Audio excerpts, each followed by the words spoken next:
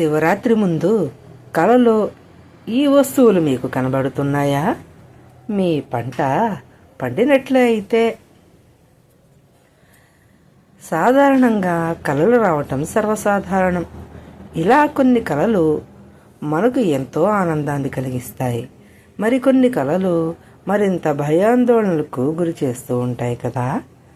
మరి కొన్నిసార్లు వచ్చే భయంకరమైన కలలు దాని కారణంగా నిత్యం ఆందోళన చెందుతూ ఉంటారు. అయితే త్వరలోనే శివరాత్రి పండుగ కూడా రాబోతోంది కదా. ఇలా శివరాత్రి పండుగకు ముందు మన కలలో ఈ వస్తువులు కనిపించాయంటే ఎంతో శుభం జరుగుతుందని పండితులు చెబుతున్నారు.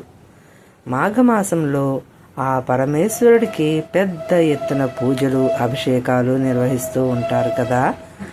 ఇలా ఈ నెలలో శివుణ్ణి పూజించడం వల్ల ఆ శివయ్య అనుగ్రహం మనపై ఉండి ఏ విధమైనటువంటి ఆర్థిక ఇబ్బందులు, ఆరోగ్య సమస్యలు లేకుండా ఉంటాయని, అలాగే ఉంటామని భావిస్తూ ఉంటారు.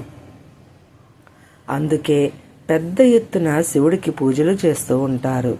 అయితే ఈ ఏడాది శివరాత్రి పండుగ ఫిబ్రవరి 26న జరుపుకోబోతున్నాం కదా.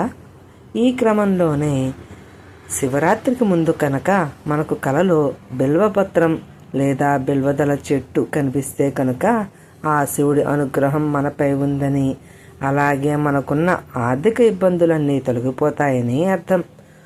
అలాగే రుద్రాక్షను కనుక కలలో మనం చూసినట్లయితే వ్యాధులు తొలగిపోవడమే కాకుండా పెండింగ్లో ఉన్న పనులన్నీ పూర్తిగా అవుతాయని చెబుతున్నారు. ఇక చాలామందికి కలలో నలుపు రంగు శివలింగం కనపడుతూ ఉంటుంది. ఇలా నలుపు రంగు శివలింగం కనపడితే చేస్తున్న పనులలో ప్రమోషన్ లభిస్తుందని, అలాగే పాము లేదా పాముగూడు కనిపించినట్టయితే అంటే పుట్ట సంపద కలుగుతుందని అర్థం.